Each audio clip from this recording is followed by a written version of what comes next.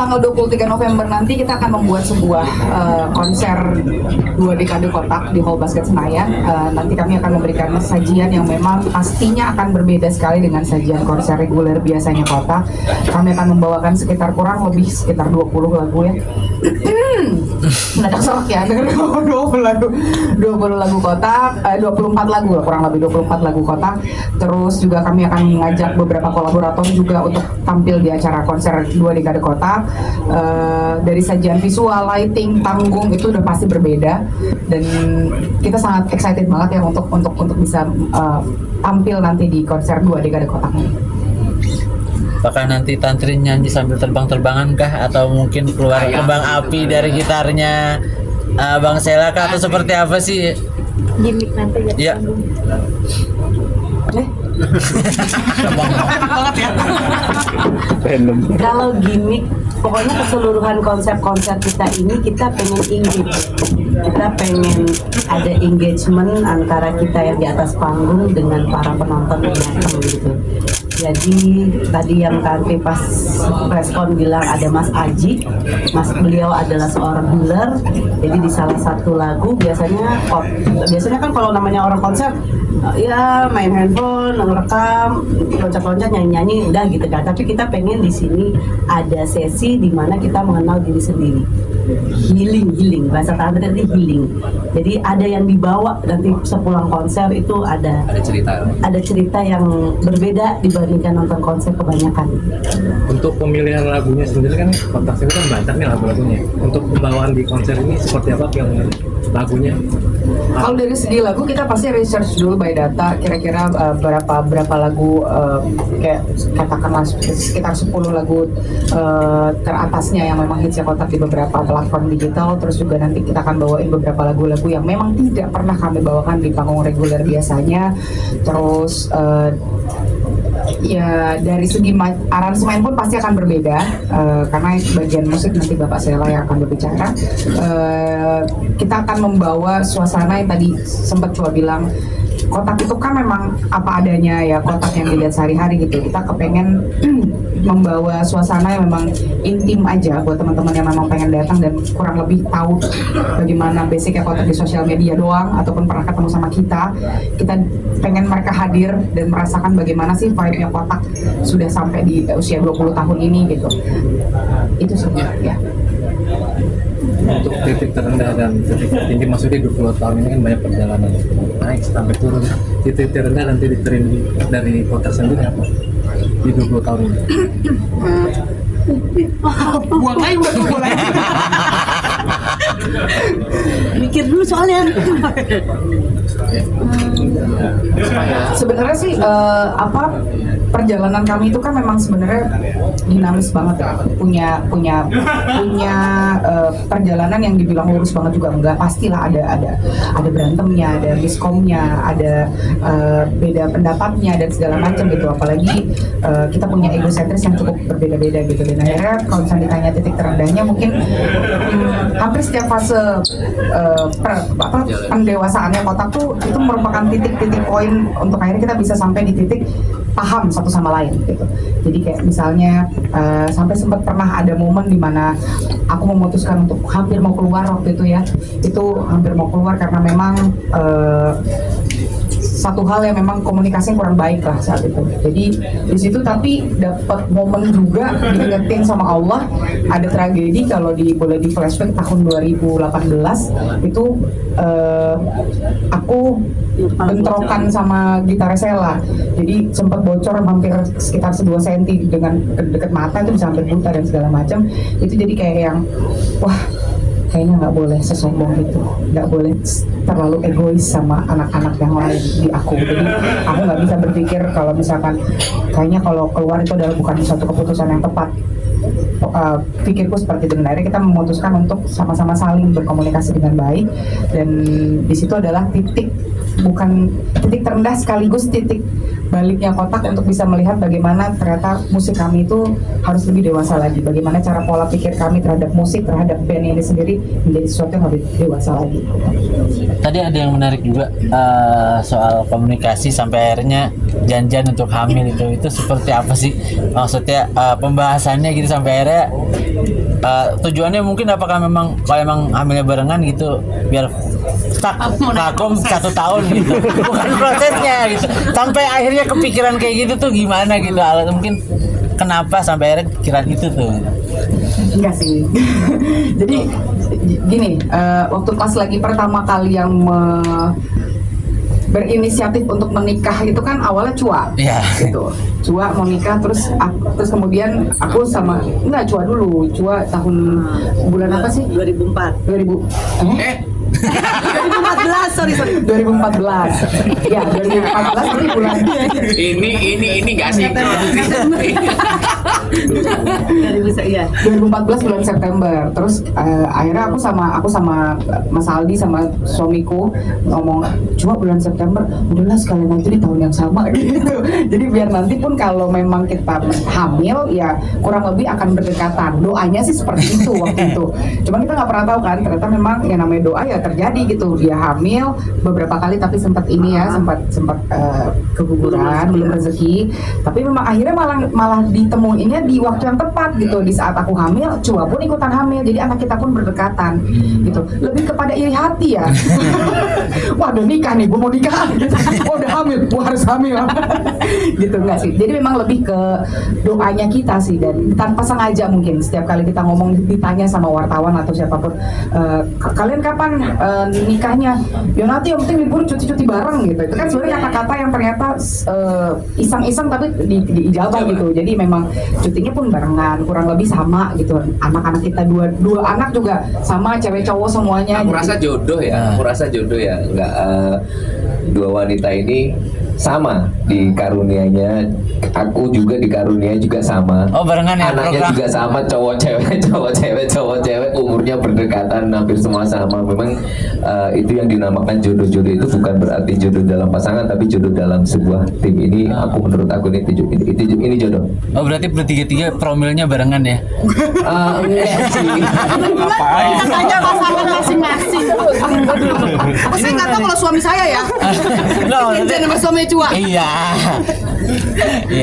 Jadi bingung. Mungkin. Oh, enggak.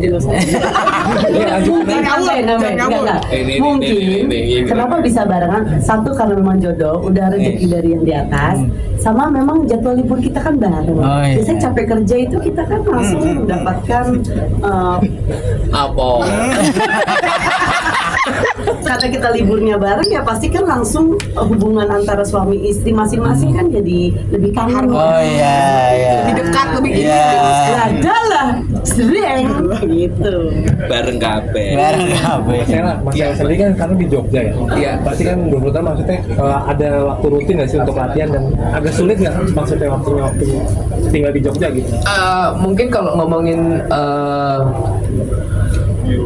zaman 5 tahun lebih atau 10 tahun kurang yang lalu, mungkin kita butuh banget latihan, harus ketemu gitu. Tapi kalau untuk zaman sekarang mau latihan itu dipermudah dengan teknologi yang udah ada saat ini. Contoh, kita bisa mau latihan ya, kita nggak perlu lama-lama latihan, mungkin bikin aransemen dulu di rumah, aku sebarin lewat email, suruh ngulik masing-masing di rumah. Email WhatsApp. email. Orang jadul di WhatsApp kayak gitu-gitu. Corporate sekali. Habis itu ngulik, nggak butuh waktu lama untuk latihan karena udah dikasih materi masing-masing. Itu teknologi sekarang. Tapi untuk zaman dulu itu susah banget, emang harus ketemu karena memang zamannya belum seperti sekarang ini. Tapi kalau ngomongin zaman seperti saat ini, diomongin latihan, nggak juga sih, anak-anak males juga latihan. Permisi, saya benerin ya. Kita nggak males, lebih ke nggak ada waktu. Kan lebih. Jadi kalau misalnya ada waktu kosong, tuh kami lebih prefer untuk keluarga. Jadi memang dan kebetulan kan alhamdulillah sudah 20 tahun jadi udah tahu gitu chemistry-nya. Pun kalau tiba-tiba dari pihak acara kita mau request lagu ini dibawain ya, kita cek sound aja tuh dibuat latihan gitu. Jadi tahu nanti kayak tadi si Sela bilang kita harus ntar digini pas lagi cek sound jadi aja. Jadi nggak ada waktu khusus ya. Mungkin pas lagi untuk konser 2 dekade ini jadi lebih banyak waktu yang kita keluarkan, kita korbankan dari segi keluarga untuk bisa fokus ke aransemen, latihan, apa segala macam sekarang. Gitu. Kalau untuk regular show sih, insya Allah masih bisa diatasi di check sound. Tadi juga kan disinggung perihal ngeband untuk keluarga, mungkin memaknai untuk masing-masing seperti apa sih? Apanya nih? Memaknai kata dari ngeband untuk keluarga itu bagaimana? Kalau dari aku ya, nanti semua harus jawab ya Mbak ya. Ngeband untuk keluarga, di sini kita nggak ngomongin keluarga inti. Kalau keluarga inti kita sudah pasti, tapi kan di dalam sebuah kotak ini ada yang namanya tim produksi. Mereka punya keluarga yang dimana memang sumber mataharinya ada di sini. Sumber mata pencaharian mereka utamanya ada di kotak gitu. Jadi kita merasa memang kotak ini udah menjadi sumber rezeki untuk banyak orang gitu. Jadi keluarga ini dalam artian keluarga besar. Iya, jadi dulu mungkin waktu pas awal-awal kotak mungkin kita masih punya tujuannya adalah memvalidasi diri itu sebagai anak band gitu. Tapi kalau sekarang tuh kita di titik untuk menjalani sebuah band yang memang sudah dibikin dan didasari oleh niat bareng-bareng gitu, susah senang bareng-bareng, apapun dilaluinya bareng-bareng. Terus ya tadi seperti Cua bilang, sumber mata pencarian tim produksi kami ada di kotak. Jadi kalau ngomongin kotak kita udah bukan ngomongin Tantri Cua Sela, tapi sebuah brand yang memang harus kita bareng-bareng siram terus-terusan gitu, bareng-bareng ya. Bukan hanya kami bertiga tapi dengan tim produksi kami dan juga kerabat kotak. 20 tahun masih ada impian. Sebentar, dia harus ngomong. jangan sama ya, jangan minjem. Ini tadi apa pertanyaan? Udah Mas, langsung aja udah dijawab semua. Mas Ella mengayomi 2 wanita ini selama 16 tahun. Kebalik. Oh, kebalik saya. Mengayomi.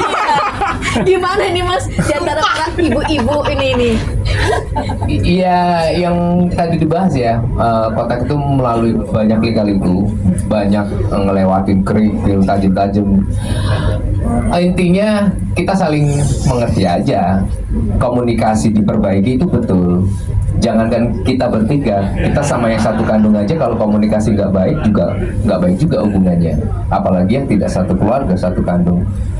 Berhubung ini udah menjadi seperti saudara kandung, bahkan melebihi aktivitas bareng sama saudara kandung bahkan. Jadi komunikasinya lebih diperbaikin lagi, lebih terus belajar gitu ya. Terus apa? Nggak terjawab sebenarnya pertanyaan itu. Tuh kan, di kotak tuh kalau aku yang jawab selalu dijatuhin. Itu kotak. Ya, itu kotak. Ini jujur nih ya. Jadi tidak ada support system sebenarnya di sini. Itu sebenarnya di medsos itu bullshit semua. Gimik. Kotak tuh banyak gimik banget. Yakin? Dia lebih bingung jawabnya sih. Tapi terjawab. Tadi pertanyaannya terjawab, Mbak. Terjawab ya. Dia nggak nyimak nih. Aku yang terakhir semuanya Mas. Apa? Biar nggak lama. Ya udah. Mas Ella banyak kalahnya. Nah, banyak kalanya sama ibu. Di antara 2 ras terkuat di bumi ini. Kayak gini. Nih contoh nih disikat tidak mau ya kayak gitu. Maksudnya yang nggak bisa ya, cowok tuh memang egoisnya, nggak boleh egois. Jangan ditumbahin sekarang, ditumbahin di dunia aja. Nggak apa-apa. Ini mumpung di depan orang-orang. Nggak Mas. Maaf ya. Ya semua saling ya. Di saat lagi main gitu, jangan berdekat.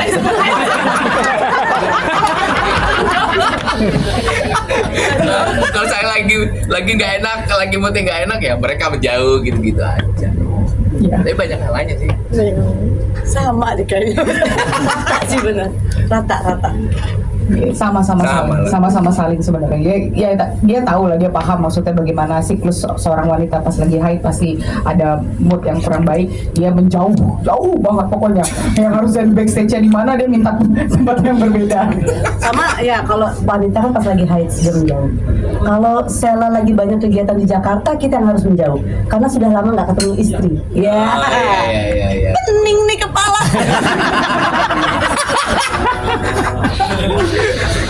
Sebelum ini layak tayang nggak sih?